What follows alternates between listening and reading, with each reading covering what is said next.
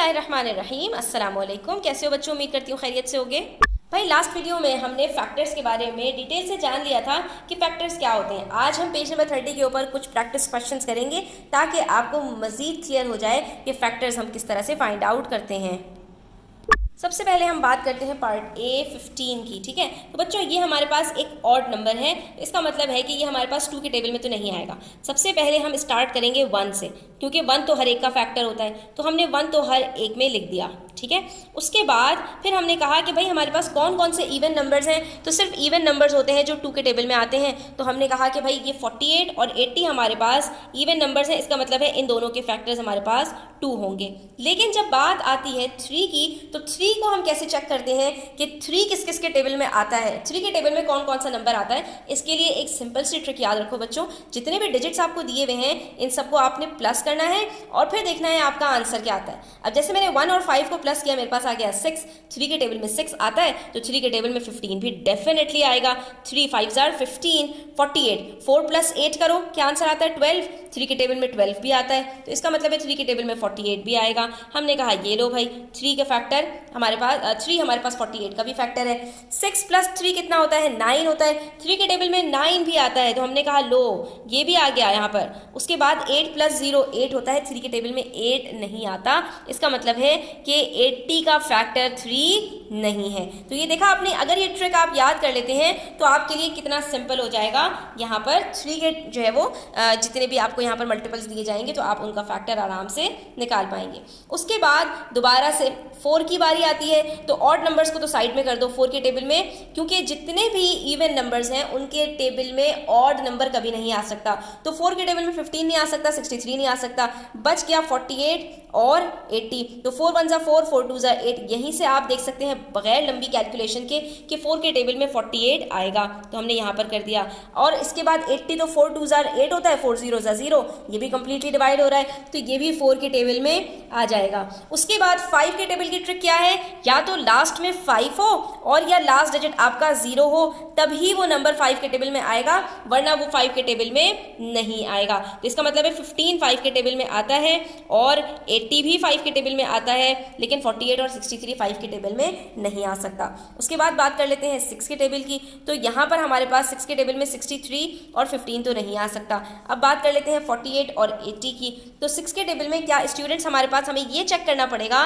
कि वो नंबर जो 2 और 3 दोनों के टेबल में आता होगा, सिर्फ वो 6 के टेबल में आएगा। तो 48 2 के टेबल में आता है और 3 के टेबल में भी आता है, ये आप देख सकते हैं। यानी जिसके फैक्टर्स दोनों होंगे वो 6 के टेबल में भी डेफिनेटली आएगा। तो इसका मतलब क्या हुआ कि 48 6 के टेबल में भी आता है। और स्टूडेंट्स अगर 6 का टेबल आपको याद हो तो 6 8 जार 48 होता है। लेकिन जब हम 80 की बात करें तो 80 के फैक्टर्स में हमने यहाँ पर देखा कि 2 तो इसका फैक्टर है, लेकिन 3 इसका फैक्टर नहीं है। इसका मतलब ये हुआ कि ये नंबर हमारे पास 6 के टेबल में नहीं आएगा। और जब आप डिवाइड करके देखेंगे तब भी आपको पता चल जाएगा कि 6 के टेबल में 80 तो नहीं आता। उसके बाद 8 के टेबल में चेक कर लेते हैं। 8 के टेबल में 15 नहीं आता, 8 2 14 होता है। हाँ 7 के टेबल में 14 आता है, ठीक है, 7 के टेबल में 15 नहीं आता। फिर 7 के टेबल में 48 नहीं आता, 49 आता है, 7 7 जा 49। हाँ 7 के टेबल में 63 आता है, 7 9 जार 63, ठीक है।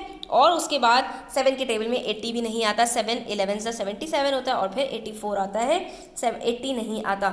उसके बाद फिर हम बात कर लेते हैं 8 की, तो 8 अगेन ये ऑड नंबर्स में तो नहीं आएगा, सिर्फ इन दोनों नंबर्स में चेक कर सकते हैं।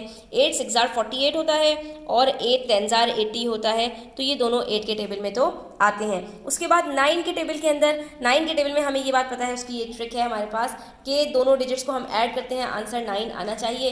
तो हम देख सकते हैं 9 के टेबल में 15 नहीं आता, 9 के टेबल में 48 भी नहीं आता। हाँ 9 के टेबल में 63 आता है, 9 हमारे पास 7 सा 63 होता है। उसके बाद 9 के टेबल में 80 भी नहीं आता। उसके बाद 10 है, तो 10 के टेबल में तो सिर्फ 80 आ सकता है, क्योंकि लास्ट डिजिट हमेशा 0 होना चाहिए, वरना हमारे पास, मैंने यहाँ पर 10 लिख दिया, यहाँ पर 8 आना था, ठीक है। तो हर नंबर जिसका लास्ट डिजिट 0 है, सिर्फ 10 के टेबल में वो नंबर्स आते हैं, ठीक है। उसके बाद फिर 11 की बात करें तो 11 के अंदर तो हमारे पास दोनों डिजिट्स सेम होते हैं 2 डिजिट्स के अंदर, तो यहाँ पर कोई भी डिजिट ऐसा नहीं है। उसके बाद 12 हम देख सकते हैं, तो 12 48 12 के टेबल में आता है, हमने यहाँ पर लिख दिया 12 4 जा 48। और उसके बाद फिर हमारे पास कोई और नंबर ऐसा नहीं है जिसके अंदर 80 आता हो। अब देखिए स्टूडेंट्स, क्योंकि ये नंबर्स बहुत ज़्यादा बड़े नहीं हैं, हमारे पास नंबर्स पलटना शुरू हो गए। पलटने का क्या मतलब है, यहाँ पर देखिए 1 3 5, 3 5 सा 15 होता है और उसके बाद नेक्स्ट नंबर 5 आ गया, तो इसका मतलब है कि अब इसके बाद हमारे पास मजीद इसके फैक्टर्स नहीं है। 48 की बात करें, 1 2 3 4 6 8 12, अब यहाँ पर नंबर्स पलटना शुरू हो गए। 2 के टेबल में कब आता है अभी नहीं पता, 3 4 के टेबल में 48 कब आता है, 4 12 सा 6 8 सा, तो यहाँ पर ये नंबर्स जैसे ही पलटना शुरू हुए तो हम पीछे जाते जाएंगे। 3 के टेबल में 48 कब आता है, तो हमने यहाँ पर लिख दिया 3 15 सा,